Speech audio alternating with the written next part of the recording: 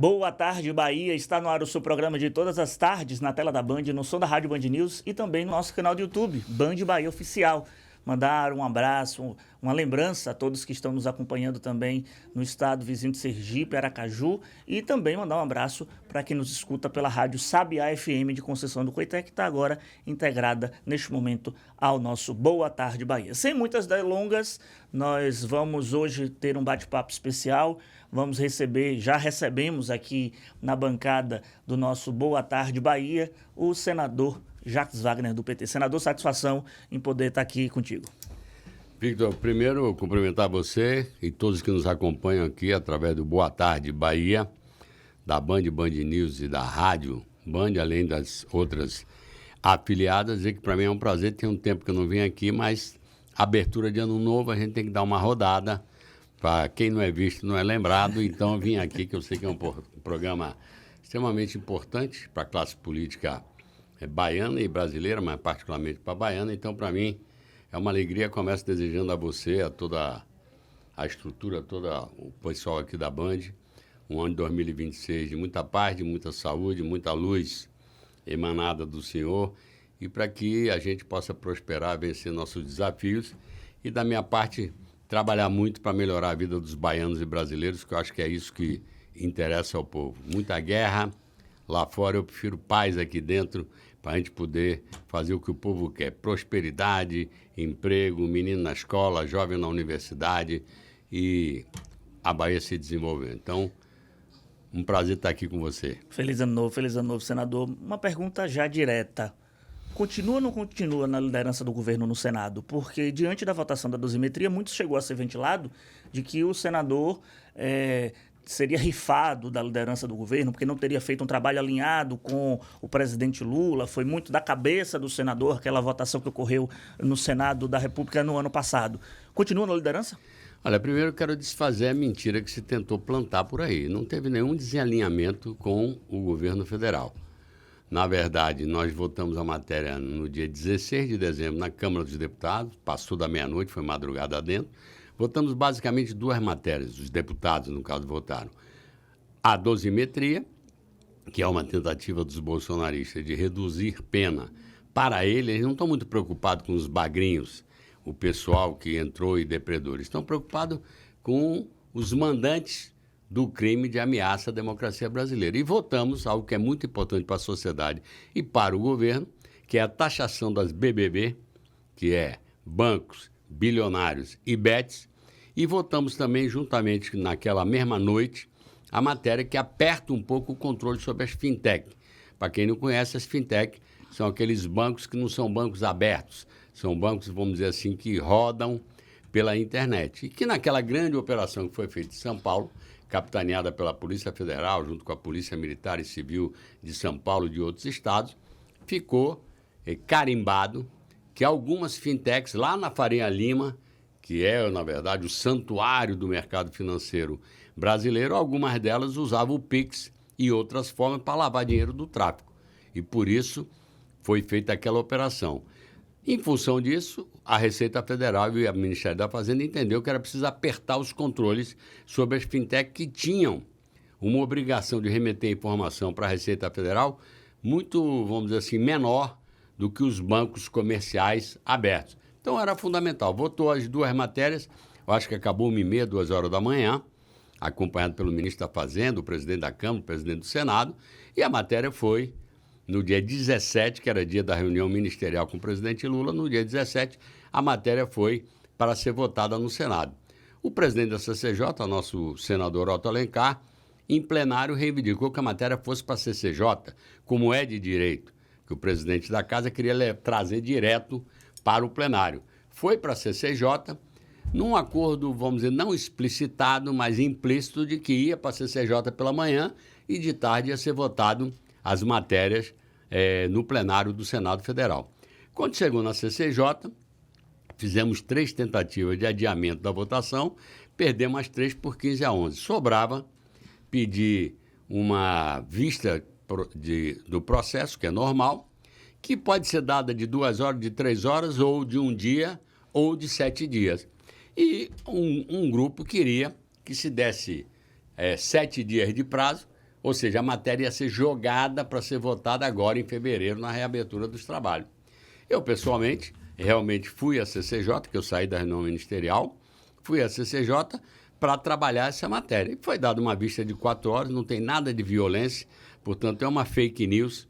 Eu votei contra, o PT fechou questão contra a dosimetria, a liderança do governo, no caso eu, encaminhei contra, e quinta-feira, que é o ato em defesa da democracia, para dizer 8 de janeiro nunca mais, no sentido que outro movimento como esse, o presidente Lula terá finalmente a condição de vetar o projeto da dosimetria, e aí é o Congresso que vai saber se derruba ou não derruba o veto que vai ser colocado pelo presidente da República. Então, se criou uma barafunda retada, como infelizmente tem muita gente, inclusive do meu partido, que não pode ver uma rede social fazer uma crítica que se treme todo, não é meu caso.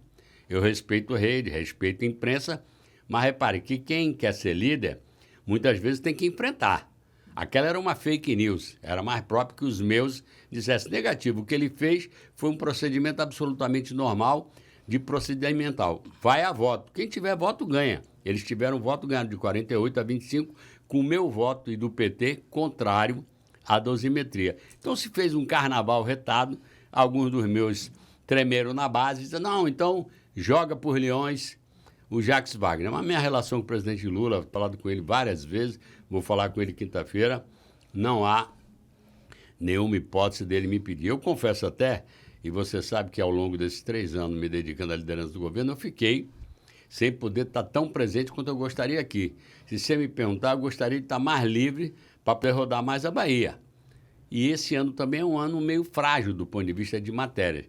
Mas eu vou conversar com o presidente, mas essa ideia não existe, modéstia à parte, uma relação com ele de 47 anos, vai fazer 48 agora em junho desse ano 2026, não vai se abalar por conta disso. A gente está na expectativa, por exemplo, da possível vinda de Lula, agora em fevereiro, aqui à Bahia, para fazer um lançamento de pré-campanha da pré-candidatura dele à reeleição à presidência da República. A tendência é que até lá todas as arestas sobre chapa majoritária já teriam sido nacional, no caso estadual, para que quando houvesse, vamos supor, o lançamento da pré-candidatura de Lula, tivesse junto aí uma pré-candidatura já consolidada da chapa aqui em solo baiano. Bom, só para esclarecer, primeiro, realmente, o presidente Lula deve estar aqui, que é a comemoração do aniversário do PT, são 46 anos de existência, o nosso partido vai quase há meio século, escolher a Bahia para fazer o ato comemorativo. Evidentemente, no ato comemorativo do PT, o presidente nunca faltou, seguramente ele estará aqui. Ontem até, eu tive uma conversa com o Jerônimo, com o Rui, e estavam cogitando se ele poderia vir para além da questão do aniversário, pudesse, por exemplo, ir visitar o VLT e talvez até dar uma volta no VLT. Tem também lá o Baixio de Irecê, que também é uma obra que a gente trabalhou muito, que agora está prosperando, frutificando. Então, não sei se ele vai fazer uma vinda só na questão do aniversário e deixa para outro momento as questões mais governamentais, ou se ele vai aproveitar. Como ele vai estar em Salvador, pode ser que pelo menos no VLT, que é uma obra... Eu hoje gosto de dizer, viu, Vitor, não é provocando ninguém não, mas se Salvador anda por conta do governo estadual.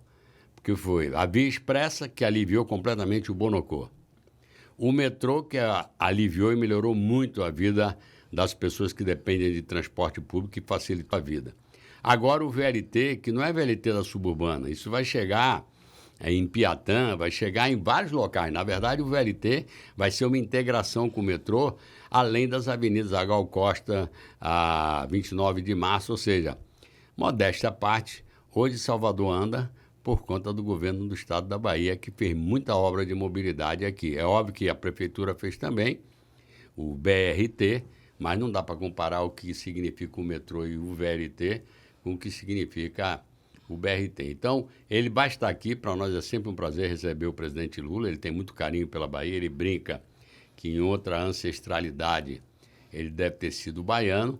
Agora, ele vai estar por conta do aniversário do PT, mas não sei se vai fazer, vamos dizer, visitas em obras governamentais. A gente está conversando aqui no nosso Boa Tarde Bahia com o senador Jacques Wagner, do PT. Senador, sobre conversas e muitas suposições de chapa, eu até publiquei neste fim de semana no meu Twitter, no @Victor do Jornal, que surgiu um clima no aniversário de Carleto neste fim de semana, de algumas lideranças, algumas pessoas aventarem, reativarem algo que já foi colocado no noticiário, principalmente no jogo político no ano passado, de Rui Costa ser candidato a governador. Que aí arrumaria a chapa, Coronel se manteria na vaga do Senado, o senador iria para a reeleição, Rui Costa voltaria e Jerônimo ficaria numa promessa de um ministério do presidente Lula, numa possível reeleição de Lula. Que chances há de Rui, de fato, ser mais uma vez candidato a governador, não a chapa? Porque diz toda a lógica implementada pelo próprio senador quando se elegeu pela primeira vez governador da Bahia. Foi governador e se reelegeu na cadeira. Rui Costa foi eleito e se reelegeu na cadeira. A lógica e a tese é Jerônimo ir para a reeleição e ter essa chapa convencionada da chapa dos governadores, a chapa puro sangue. Tem essa possibilidade, senador? Eu não vejo nenhuma possibilidade disso acontecer. Eu sou, Vitor, pela naturalidade na política. Eu acho que a política não pode ser afrontada. A naturalidade qual é? O governador Jerônimo está no seu primeiro mandato, tem direito à reeleição, está bem, porque não é nenhum governador rejeitado por uma, ao contrário, tem uma avaliação que você pode chamar de mediana, mas, na minha opinião, tem muito trabalho prestado, visitou muito, é um cara humilde, que roda bem. Então, se depender do meu voto, é zero essa chance. Para mim, é Jerônimo candidato à reeleição e temos o problema da chapa de senadores, que tem meu nome, nome de Coronel, nome de Rui, e só tem 2 cadeiras que estão em disputa. Então, ou a gente vai dividir aí, sentar metade um de outro para ver que bicho dá, mas a gente vai encontrar uma solução. Eu tenho dito isso a todo mundo, é óbvio que vocês da imprensa sempre querem saber dessa matéria, que é uma matéria fundamental para a eleição baiana de 2026, mas tem que ter um pouco de calma, que você sabe que até maturar uma solução demora. Cada um, o Coronel tem direito, eu tenho direito, o Rui tem direito. Então, para cada um, vamos dizer, se convencer de que para o grupo político, para a eleição, é melhor esse ou aquela montagem, leva um tempo. A gente tem conversado muito, eu converso com o Otto, com o Coronel, com o Diego, com Eleusa, com o Coronel Filho também, que é deputado estadual. Temos conversado, evidentemente, com os outros partidos políticos que têm parte, com o MDB, com o PSB, com o PCdoB, com o Partido Verde, com o Avante. Então, estamos trabalhando. Eu acho, sinceramente, ou acredito, é melhor, que o grupo não vai rachar. Esse grupo político tem uma característica de ser um grupo muito fértil, muito generoso. Ô, Victor, você que acompanha e talvez seja dessa geração mais nova, eu diria assim, dos mais atentos, mais argutos jornalistas da política baiana, você sabe que todo mundo cresceu do nosso grupo. Todos os partidos que estão aqui, todos cresceram. O PSD cresceu, o PSB cresceu, o Avante agora cresceu. Ou seja, esse é um grupo que abraça e é como uma família política. E eu acredito que esse grupo terá sucesso na campanha agora de 2026. Jerônimo está bem, roda muito, tem muita obra, tem VLT, tem outras coisas que estão sendo entregues aqui e nas cidades do interior.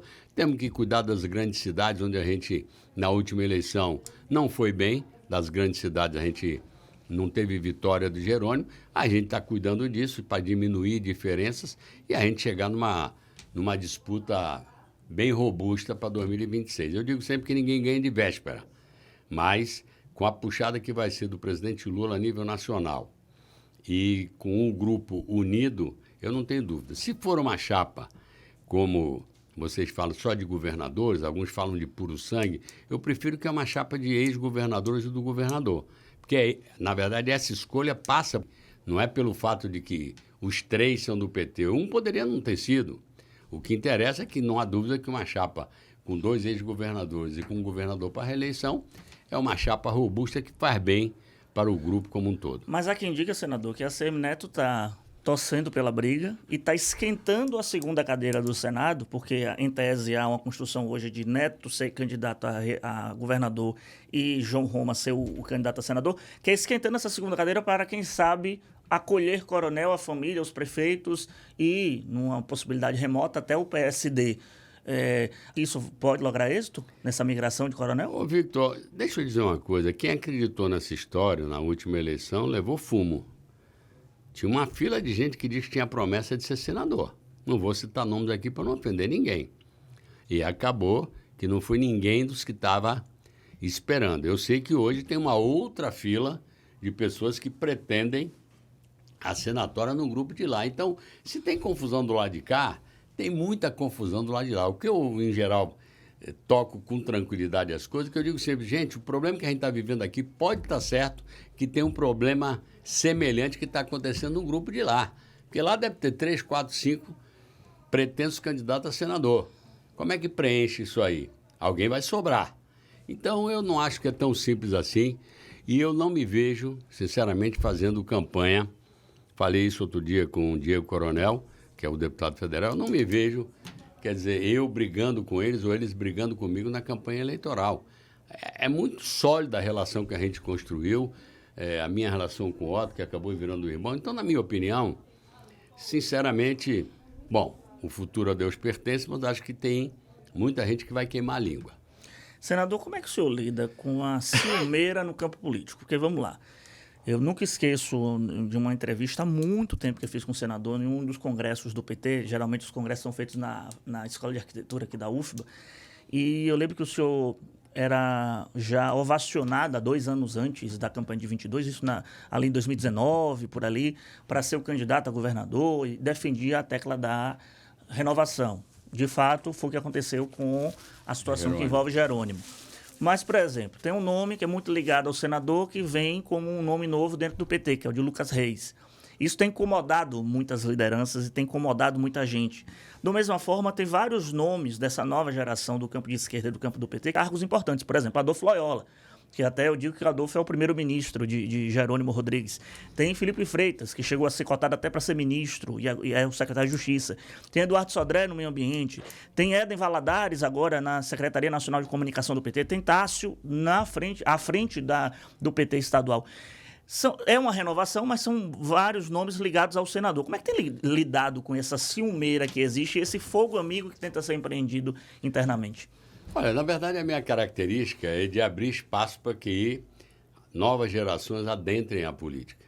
Nada contra o pessoal do cabelo branco, como eu, e eu acho que o grande saque é você conseguir unir a experiência do cabelo branco, ou seja, quem já tropeçou mais e, portanto, tende a errar menos, com a juventude e a energia das novas gerações de 30, de 40, de 50 anos. Eu estou com 74, vou fazer 75, estou inteiro de cabeça, estou inteiro fisicamente, sem problema nenhum, mas reconheço que eu não posso ter a mesma vitalidade do que um jovem de 40 anos. Como o jovem de 40 anos não terá a vivência, a experiência de quem já passou esses anos todos na militância da política. Então, o que eu faço é abrir espaço. Agora, tem uma parte que compete a cada um individualmente. Uma vez aberto o espaço, todo mundo aqui pode competir, todo mundo aqui pode disputar numa boa, sem nada abaixo da linha de cintura, sem canelada. Quem tiver mais competência vai. Lucas foi se credenciando. Hoje, realmente, no grupo, há um reconhecimento do trabalho que ele fez dentro do mandato. Eu, por exemplo, não saio pedindo voto para ele. Porque, óbvio, como ele trabalha comigo, praticamente as pessoas, quando olham para ele, estão me vendo também. Mas essa Constituição foi uma Constituição de Justiça ele faça que ele fez. Porque, eu, por exemplo, a Éden esteve comigo, mas não tinha interesse, por acaso, em ser um deputado. Não quis ou não achou que era a hora. O Lucas se credenciou e eu acho que potencialmente é um cara que está muito bem. Então, eu administro com o ciúme, dizendo a todo mundo, temos que ter oportunidades iguais. E todo mundo tem dentro do grupo. Agora, quem tiver mais competência vai chegar na frente. Então, eu vou continuar fazendo isso. Você começou falando de 22, que todo mundo achava. Eu fui quase execrado pelo PT, porque eu disse que eu não seria candidato à reeleição, porque seria fazer a velha política ping-pong. Fui eu, passo para Rui e Rui devolve para mim. Eu não acho que isso é a política moderna. Eu acho que as caras têm que ser novas. É por isso que eu digo, o grupo tem 19 anos, fazendo bem pela Bahia, mas não envelhece porque as caras são outras. A minha cara é uma, meu jeito é um, o jeito de Rui é totalmente diferente do meu, e o jeito de Jerônimo é totalmente do meu e de Rui. Essa é a jovialidade do grupo, ou seja, as pessoas olham para o grupo e dizem, Wagner é um líder, foi o primeiro fundador do grupo com a sua vitória em 2006. Mas não é ele que manda em tudo que tem lá. Óbvio que minha opinião é ouvida, mas é discutida com todo mundo. Eu ontem à noite estava em Ondina conversando com o Jerônimo e com o Rui, como converso com o Coronel, converso com o Otto, etc. Então, essa minha convicção de renovação, Vitor, deixa eu lhe dizer, isso está acontecendo em tudo, na imprensa, está acontecendo nas empresas, está acontecendo no esporte. Ninguém se eterniza no esporte, porque chega uma idade que o cara tem que sair. É um moleque mais novo de 15, 18, 20, 25 anos que vai entrar. E eu defendo a mesma coisa. E me orgulho de que o PT da Bahia talvez seja o que mais briga por essa bandeira da renovação. Repito, nada contra a terceira idade, mas temos que abrir espaço para a moçada mais nova chegar. Ainda voltando ao assunto de chapa majoritária, para não dizer que eu não falei das flores, como é que ficaria, então, a situação do MDB? Foi um partido que esteve ao seu lado, rompeu, bateu testa, teve candidatura tanto para o Senado quanto para governo contrário ao grupo, apoiou a Semineto, voltou num contragolpe dado com a saída do PP da base, o retorno deles, e hoje tem Geraldo Júnior sentado na cadeira de vice-governador. Na visão do senador, Geraldo deve com o vice-governador numa repetição bradinha ou numa conjuntura com o PSD deve assumir esse espaço da vice e o nome da vice, por exemplo, poderia ser Ivana Bastos? Não, na verdade, eu continuo na minha tese da naturalidade da política. Assim como o Jerônimo tem a naturalidade de ser candidato à reeleição, vale aquela velho ditado de que time que está ganhando não se mexe. Essa é a fotografia que eu considero natural e normal no dia de hoje. O que vai rodar daqui até abril? Porque por abril a chapa já tem que estar definida. Na verdade, você perguntou no começo, eu adoraria, e vou trabalhar para isso, que até a vinda do presidente Lula em fevereiro para o aniversário do PT, que a gente possa ter a chapa montada. Mas não posso dizer vou conseguir, porque é um estica e puxa, Vitor. Quando a família cresce muito, para acomodar todo mundo vai ficando mais difícil. Todo mundo tem suas pretensões. Então, se você me perguntar a fotografia de hoje, mantém-se a chapa governador e vice e vamos discutir como é que a gente encaixa essa questão de 3 pré-candidatos a senador para 2 vagas que nós temos. Então, eu, por enquanto, não vou triscar nesse elemento, porque não tem por que mexer naquilo que está arrumado. Muita gente fala disso, mas, na minha opinião, mantém-se as coisas como estão e vão para a reeleição. Geraldo Júnior e o MDB foram importantes na eleição de 22, quando eles regressaram ao grupo. O convite, inclusive, foi meu nesse sentido e acho que foi uma movimentação, você reconhece, que talvez foi das mais importantes na eleição de 22. Então, não tem porquê agora, passado aquele primeiro momento, que nós tínhamos um candidato que não era conhecido, que era Jerônimo, agora nós temos um candidato que é governador da Bahia e que vai para a reeleição. Seria a mesma lógica, então, de Geraldo Alckmin continuar como vice de Lula? Eu acho que sim. É óbvio que pelo peso de Geraldo Alckmin, que foi várias vezes governador de São Paulo e agora desempenha um papel extremamente importante, foi fundamental também na eleição do presidente Lula em 2022, eu diria que os dois somaram partes da sociedade que talvez não se abraçassem e com a figura dos dois de presidente e de vice se abraçaram. Então, na minha opinião, eu acho que essa é a tendência.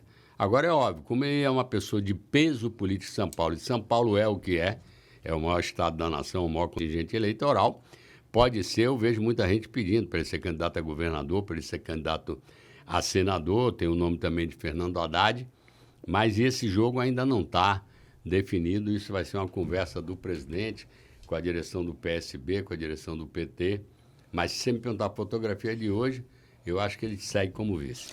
Senador, queria lhe agradecer a disponibilidade de ter vindo aqui ao Boa Tarde Bahia. Ao longo desse ano 2026 deve retornar na rodada de entrevistas que faremos com os candidatos, futuramente com os candidatos a senador, mas espero que antes disso a gente possa ter outro momento aqui para a gente tratar para além dos temas eleitorais. Obrigado, viu? Bom, eu que agradeço, Vitor, essa oportunidade, comecinho em 2026, começo desejando a todos que estão nos acompanhando saúde, paz, prosperidade e um bom ano de 2026 com as bênçãos de Deus, para que todos nós continuemos a prosperar. E eu realmente quero voltar, porque hoje a gente fez uma pauta mais da política, eu quero fazer uma pauta da gestão, quero falar de segurança, que a oposição gosta tanto, quero falar de regulação, quero falar dos 19 anos desse time, dessa família política.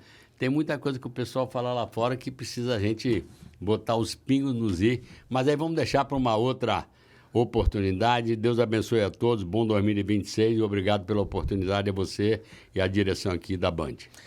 Pois bem, vamos encerrando mais uma edição do nosso Boa Tarde Bahia de hoje. O programa continua na Rádio Band News FM, continua no nosso canal do YouTube, tá certo?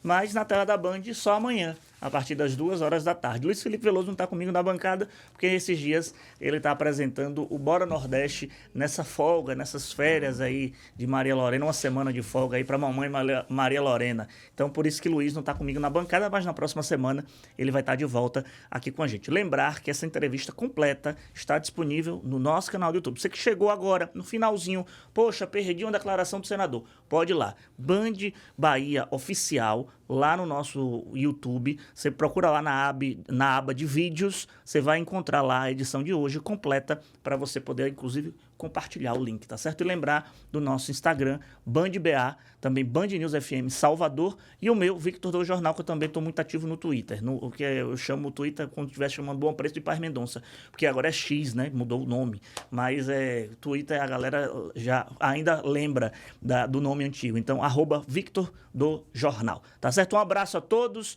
um excelente dia, até amanhã, 2h da tarde, e mais uma edição do Boa Tarde Bahia. Tchau, tchau.